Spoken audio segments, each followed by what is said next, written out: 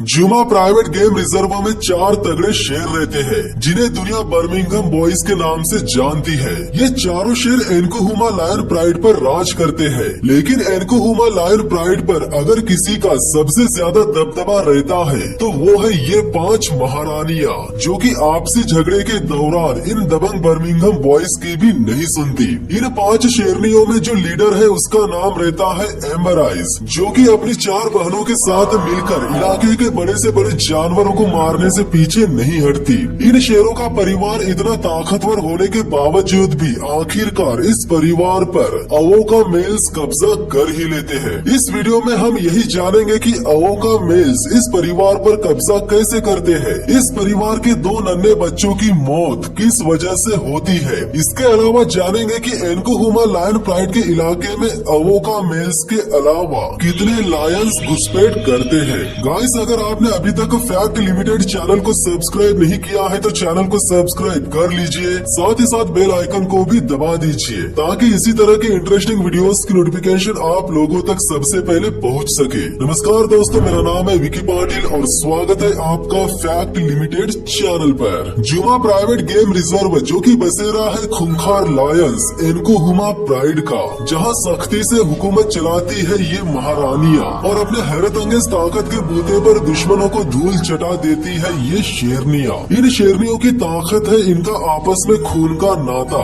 इन सभी शेरनियों में सबसे बड़ी शेरनी है एम्बर आइज, एक वयस्क मादा, रॉबिली और पैनी नजरों वाली। इन शेरनियों की खौफ को और मजबूत बनाने का काम करते हैं ये 4 बर्मिंघम बॉयज। रोंगटे खड़े कर देने वाली इनकी मौजूदगी को कोई सिरफिरा ही टक्कर दे पाएगा। वैसे बीते कुछ महीनों में उन्होंने साबित भी कर दिया है कि वे झुंड के भरोसेमंद रखवाले हैं, जिसके चलते उन्हें अपनी अगली पीढ़ी को इस दुनिया में लाने का मौका भी मिल जाता है। और कुछ ही दिनों में जुमा की जमीन बर्मिंघम बॉयज के बच्चों का स्वागत करती है। यही वो बच्चा है जो इस धरती का सबसे चहेता है। यही बच्चा एक दिन बड़ा होकर सिर ऊंचा करके इस धरती पर शान से चलेगा और अपनी धरती माँ की सुंदरता को नष्ट करने वालों का खात्मा करके इस धरती के इकोसिस्टम को कंट्रोल में रखेगा। फिलहाल तो ये बच्चे खेलने कूदने, चीजों को समझने और हर हिलती चीज को छूकर देखने में व्यस्त है। कुछ दिनों बाद ये शेरनी अपने बच्चों को लेकर अपने परिवार में शामिल हो जाती है, जिसके बाद ये सब पहले निकलती है शिकार पर और सारी की सारी मिलकर बहुत ही भयंकर अंदाज में एक भैंसे का शिकार करने में कामयाब हो जाती है। यहाँ एक सबसे खास बात देखने को मिलती है,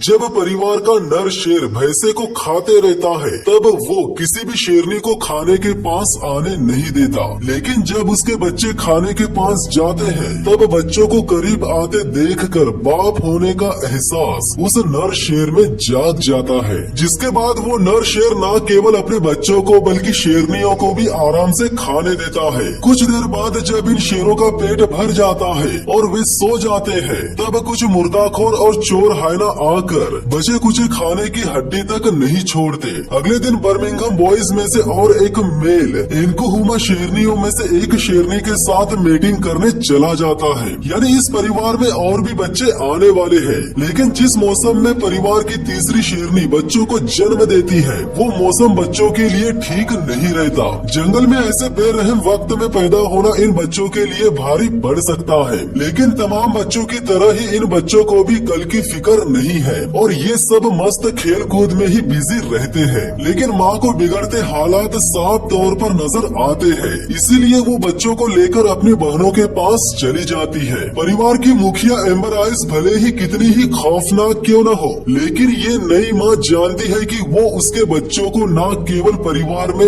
आने देंगी बल्कि सम्मान के साथ उन्हें अपना भी लेंगी, और होता भी वही है। एम्बर आइज अपनी छोटी बहन के बच्चों को अपना लेती है। अब इस परिवार में हो चुके हैं 8 छोटे बच्चे।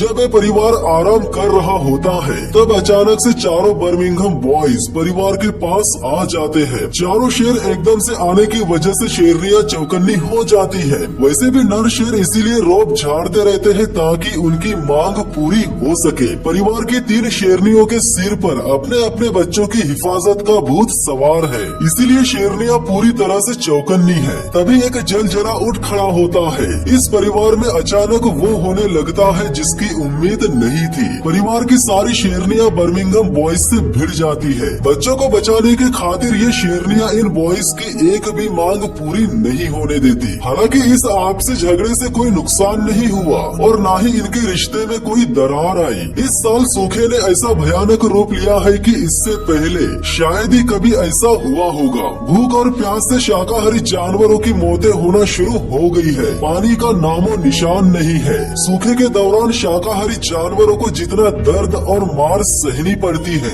उतना इन शेरों को सहना नहीं पड़ता। लेकिन इस साल सूखे के इस भयानक प्रहार का सामना शेरों को भी करना पड़ सकता है। फिलहाल तो ये परिवार भूख और प्यास से ढेर हो चुके इस भैंसे को आराम से खा रहे हैं। सितंबर के महीने में बारिश की शुरुआत हो जानी चाहिए थी, लेकिन कुदरत इन पर मेहरबान होने का नाम तक नहीं ले रही। एनकोहुमा प्राइड के बच्चे काफी बड़े हो चुके हैं, लेकिन इन्होंने अपनी इस छोटी सी जिंदगी में कभी बारिश देखी ही नहीं है। उन्हें पता ही नहीं है कि बारिश होती कैसे है और पानी गिरता कहां से है। उन्हें ये भी नहीं पता कि उसका परिवार और जंगल के सारे जानवरों की आंखें आखिरकार किसके लिए तरस रही है। इधर इलाके के बंटवारे को भूलकर एक शाही अंदाज वाला नर शेर एनकोहुमा प्राइड यानी बर्मिंघम बॉयज के इलाके में आ चुका है। वो धीरे धीरे दबे पांव हाइनस द्वारा लूटे गए खाने की ओर बढ़ रहा है। हाइनस को जरा सा भी अंदाजा नहीं है कि कुछ ही देर में उन पर हमला होने वाला है। तभी अचानक से सूखी झाड़ियों में से एक बड़ा सा ताकतवर दानव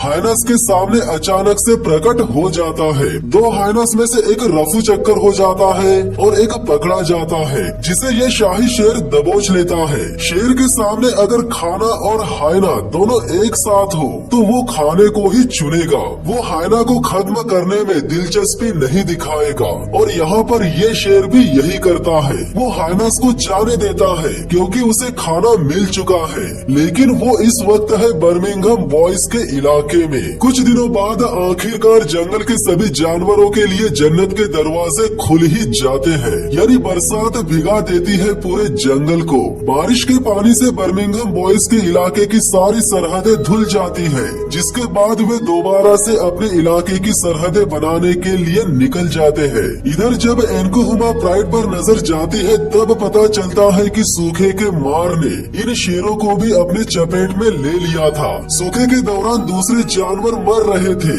और ये शेर अच्छे से फल फूल रहे थे, लेकिन अब इनकी हालत पहले जैसी नजर नहीं आ रही। आपस में छूने से फैलने वाली खाल की मेंच नाम की बीमारी ने इस झुंड को अपने खुजलाते शिकंजे में गस लिया है और इसका सबसे बुरा असर पड़ा है बच्चों पर। जिंदगी का पहिया घूमता गया और शाकाहारी जानवरों की सेहत सुधरने लगी। सूखे के दौरान आसानी से होने वाले शिकार अब तंदुरुस्त हो चुके हैं, जिन्हें खत्म करने के लिए इन शेरों को अब कुछ ज्यादा ही मेहनत करनी पड़ रही है। जब ये शेर पूरी ताकत से एक भैंसे को मारने की कोशिश करते रहते हैं और लगभग उसे मार ही चुके होते हैं कि तभी एक हाथी आकर पूरा बना बनाया काम बिगाड़ कर चला जाता है, यानी हाथी बीच में आकर भैंसे की जान बचा लेता है। सूखे के दौरान जिन कमजोर जानवरों को इन शेरों ने खाया था उसका असर अभी भी इन शेरों में नजर आ रहा है। खुजली और बालों के झड़ने से कई ज्यादा बिगड़ कर ये बीमारी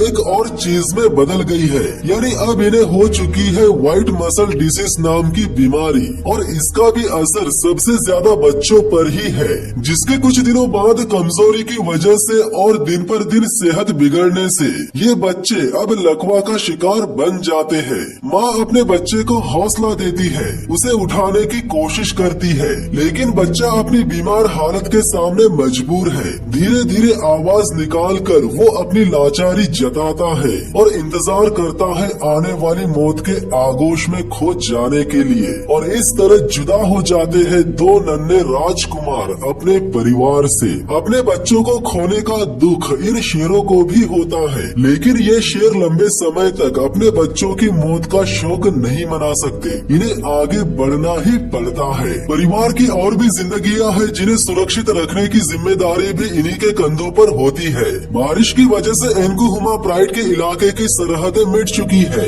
इसीलिए दुश्मन शेरों ने इलाके में घुसपैठ करना शुरू कर दिया है। हालांकि बर्मिंघम बॉयज अपने इलाके की सरहदों को मजबूत करने यानी अपने गंद से इलाके को मार्किंग करने गए हुए हैं, लेकिन उन्हें मार्किंग करने में बहुत ज्यादा वक्त लग जाएगा। एक बर्मिंघम बॉय परिवार की रक्षा करने के लिए रुका हुआ होता है। तभी उसका सामना एक घुसपैठिया से हो जाता है, जिसे ये बर्मिंघम बॉय और ये शेरनियां मिलकर भगा देती है। लेकिन आगे और भी घुसपैठियों के आने की संभावनाएं बनी हुई है। कुछ दिनों बाद ये चौथा बर्मिंघम बॉय भी अपने भाइयों के पास चला जाता है, जिन्हें देखकर लगता है कि उनकी दिलचस्पी अपनी हुकूमत को बढ़ाने और दूसरे झुंडों को साथ में लाने में ज्यादा है। अगर ये भाई एनकुहुमा प्राइड से इसी तरह दूर दूर रहेंगे तो दूसरे शेरों को इनके इलाके में घुसने के लिए ज्यादा वक्त नहीं लगेगा। चारों भाई जुमा के दक्षिणी इलाके की